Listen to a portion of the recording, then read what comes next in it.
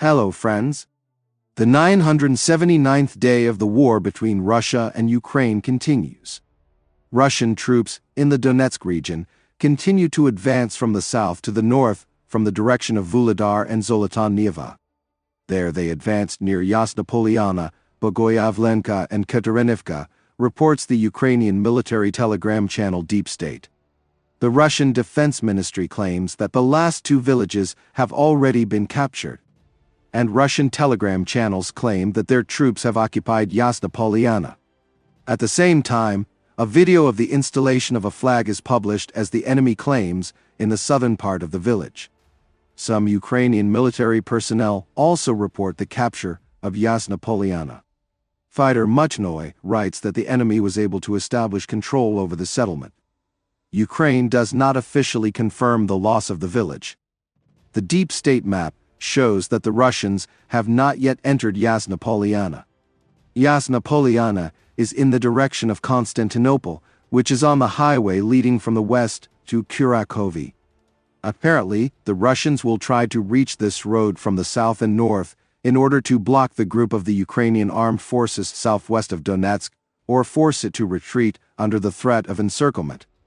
At the same time, Russian telegram channels claim that their troops plan to turn west from Yevhenii in order to cut off the Ukrainian garrison in Novokranka and increase pressure from Yasna Polyana in the direction of Constantinople.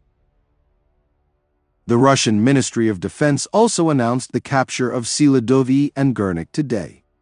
The Ukrainian military confirmed this over the weekend, although the Deep State map still leaves a small part of Selydove in the hands of the Ukrainian armed forces.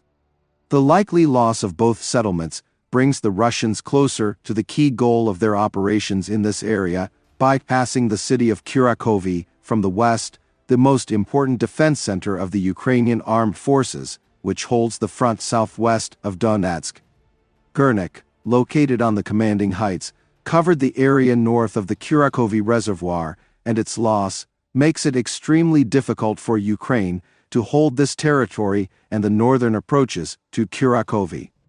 The capture of Selydove allows the launch of an offensive on a broad front in the direction west of the Kurakhove reservoir to the settlement of Constantinople. It, as well as nearby Andriivka, are located at an important transport junction, the road leading from Kurakhove to the Zaprozhzhia region. As we can see, at the same time, a second group of Russians is breaking through to these same settlements from the south. That is, Russian troops have seriously advanced towards the implementation of their plan to encircle and block the entire group of Ukrainian armed forces to the southwest of Donetsk around Kurakhove. Also, the capture of Selydove opens the opportunity for the Russians to strike west to the border with the Dnipropetrovsk region, which is 35 kilometers away in a straight line, at the same time bypassing large cities like Pokrovsk and Pavlograd from the south. If you draw a straight line from Selydove to the Dnipro River, there will not be a single large city there, and it is unknown whether there are any serious fortifications there at all. But such a large-scale offensive is only possible if Russia has very large reserves and the Ukrainian armed forces do not have them, which is not a fact. Therefore, for now, most likely, the Russians will focus on the rush to Constantinople from the south and north, while feeling out the defense of the Ukrainian army to the west of Selydove in the direction of the Dnipropetrovsk region. And if it is not strong enough, they can gather reserves to make a breakthrough here too. The advance of the Russians to Zaprozhzhia and the Dnipro, on which the logistics of the entire southern front of the Ukrainian armed forces are based, and through which the road to the western bank of the Dnipro runs, is many times more dangerous for Ukraine than any movement of the Russian army in the Donbas. By the way, in the Zaprozhzhia region, as the authorities say, they are finishing building the second and third lines of defense. The first task that was given was completed by the military in midsummer. The second line is already 99.9% complete. The third line will be completed conditionally in the coming weeks. Next, the defense of the cities is being built. and it will be completed within the time frame set by the General Staff, said Governor Fedorov. According to him, the task is to make the Zaprozhzhia region a fortress. He says that the fortifications are constantly being modernized. They are being equipped with protection from FPV drones. Also today, the spokesman for the Defense Forces of Southern Ukraine, Voloshin, reported that Russia has assembled a group of 200,000 troops in the south. He said that these forces also include troops in Crimea. But in general, this is the number of troops that the Russians can count on in the south.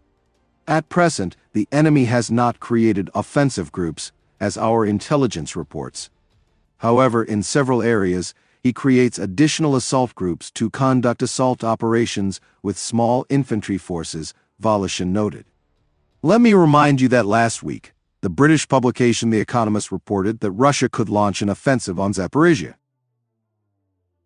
Today, the Ukrainian parliament extended martial law and mobilization for another 90 days until February 7, 2025. An important statement on mobilization was made by the Secretary of the National Security and Defense Council Litvinenko. According to him, it is planned to call up another 160,000 people, which will allow the units to be staffed to 85%. In total, 1,050,000 citizens have already been called up to the defense forces. Let me remind you that earlier, the Parliament and the General Staff acknowledged the decline in the rate of mobilization. People's deputies stated that the situation worsened after the adoption of the law on tightening mobilization in the spring. After that, the General Staff reported that the number of recruits who are in training centers has recently fallen from 35 to 20,000. Other military personnel also say that the lack of people is one of the key reasons for retreats at the front. Because of this, the front in Donbas has crumbled, said Major General of the Armed Forces of Ukraine Marchenko. We all know I will not reveal a military secret if I say that our front has crumbled. Unfortunately, the Russians have already entered Selydove, and they are already consolidating there. I think that in the near future they will encircle it and capture it entirely, which will give them a tactical exit to Pokrovsk. This is very bad for us, said the military man. He named 3 reasons for this situation. First, it is a lack of ammunition and weapons. Second, it is people. No people, no reinforcements. People are very tired, they simply cannot pull the fronts they are on. And the third is the imbalance in the management of Ukrainian troops, said Marchenko. The German publication Die Welt writes that the Russian army has now reached a record pace of capturing Ukrainian territories since the beginning of the invasion. In less than October, the Russians captured more than 478 square kilometers as of the 27th, which is the largest figure since March 2022. In August 2024, there were 477 square kilometers, and in September 459 square kilometers. It is worth adding here that after October 27, Russian troops made new major advances in Donbas, so most likely the statistics for the month will be even more negative for Ukraine. Ukrainian military personnel say that in such a situation, the authorities' statements about the return of captured Ukrainian territories are unrealistic. The commander of the 3rd Assault Brigade, Kokarchuk, noted that Zelensky's victory plan does not even have such a point. In his opinion, because no one knows how to reach the borders of Ukraine in 1991. He also doubted the need to set such a goal at all. Any war is not for territories, it is for people. It will not matter where the borders of Ukraine are if there are no Ukrainians in this country, if there are none left. Probably, no one has an answer to the question of how to return the lost territories. Those who should have this plan are hoping for black swans, that is, that turmoil will suddenly begin in Russia, said Kokarchuk. He voiced 2 scenarios of how, in his opinion, the situation could develop. According to the first of them, the front will collapse, Russia will occupy Ukraine, but in the course of a guerrilla war, part of the territory will be defended. Or the war along the front line will be frozen, and then Ukraine will get a chance and several years to effectively prepare for the next invasion. Friends, this channel exists solely thanks to your support. If you have the opportunity and desire to support the channel, I will be very grateful to you. Thank you very much and see you in the next video.